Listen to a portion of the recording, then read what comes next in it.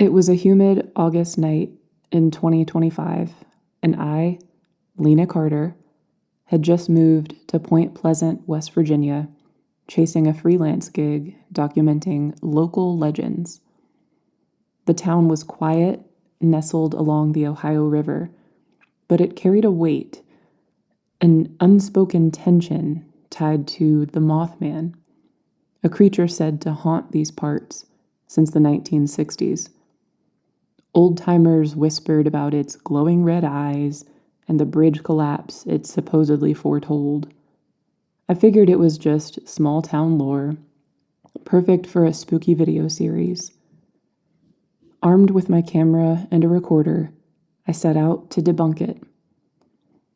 I heard the best place to meet the Mothman was the abandoned T&T area, a sprawling network of igloo-like bunkers left over from the Cold War. The place was off-limits, overgrown with weeds and shrouded in mist, but that only added to its allure. At 6:00 p.m., with the sun dipping low, I parked my car near the rusted gate and hiked in, my boots crunching on the gravel. The air felt thick, buzzing with cicadas, and the silence beyond that was eerie. I reached the first bunker, its concrete dome cracked and moss-covered. I set up my tripod, aiming the camera at the dark entrance, and started recording. All right, folks, Lena here, exploring the Mothman's old stomping grounds. Let's see if this legend holds up. My voice echoed slightly, and I chuckled to shake off the nerves. I panned the camera around, capturing the eerie stillness, when a rustle came from the trees. I swung the lens toward it. Nothing but shadows. Probably just a deer, I muttered, but my pulse quickened. As dusk settled, the temperature dropped, and a fog rolled in, clinging to the ground like a living thing. I moved deeper, drawn to a bunker with a faint, reddish glow seeping from inside. My curiosity outweighed my caution. I stepped closer, the glow intensifying, and that's when I saw them. 2 red eyes, unblinking, hovering in the darkness. They weren't reflections or tricks of light. They were alive, watching me. I froze. The eyes tilted, revealing a shape. Tall, humanoid, with wings folded against its back. Its body was shrouded in shadows, but the outline suggested something not quite human, with elongated limbs and a head too large for its frame. I fumbled with the camera, zooming in, but the image blurred, like the creature defied focus.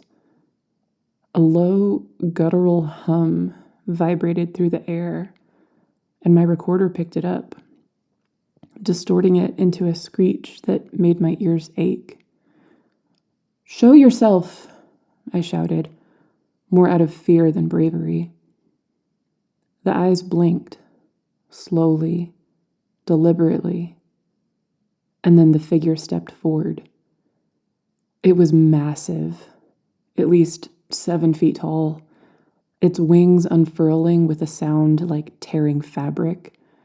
Its skin, if you could call it that, was a dull gray, mottled and rough, and its face lacked a mouth, just those piercing red eyes. I stumbled back, tripping over a root, my camera clattering to the ground. The lens cracked but kept recording. The Mothman didn't advance. It tilted its head, studying me, and the hum grew louder, a sound that burrowed into my skull. Images flashed in my mind, unbidden and vivid. I saw bridges crumbling, cars sinking into the river, and screams echoing. I clutched my head, gasping, and the visions stopped.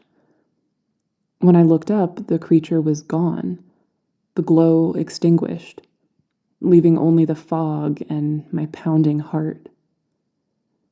I grabbed the camera and ran, not stopping until I reached my car. My hands shook as I drove back to my rented room, replaying the footage. The first part showed my nervous banter, the fog rolling in, and then static.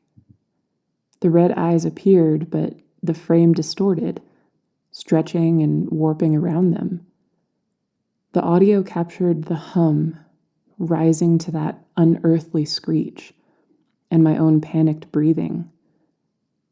Then, just before the fall, a faint whisper overlaid the sound, too gargled to decipher, but chilling nonetheless. I uploaded the clip that night, titling it, "Mothman Encounter, Real or Hoax?" The comments flooded in. Some called it fake, others swore it was the real deal. One user, at RiverWatcher77, messaged me privately, "You woke it. Get out of Point Pleasant." I laughed it off, but unease gnawed at me. The next day, I returned to the TNT area with better equipment, determined to get clear footage.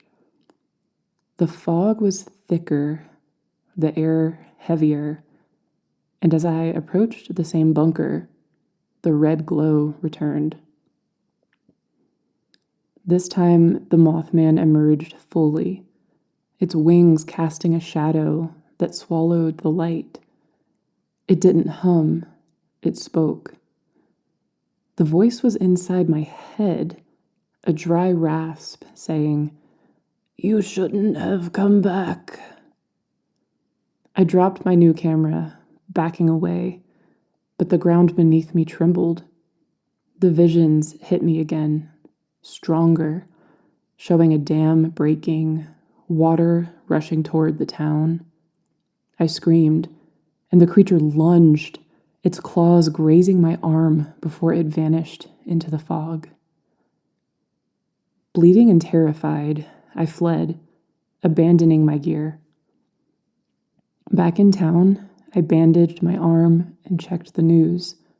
No dam collapse, no disaster, yet. But that night, my dreams were filled with red eyes and drowning screams. The next morning, I packed to leave, but as I loaded my car, I saw it, perched on a lamppost across the street. Its eyes locked with mine, and the hum returned. Weaker, but insistent. I drove away, but the feeling followed. Days later, back home, I received a package. There was no return address. Inside was my lost camera, the memory card intact.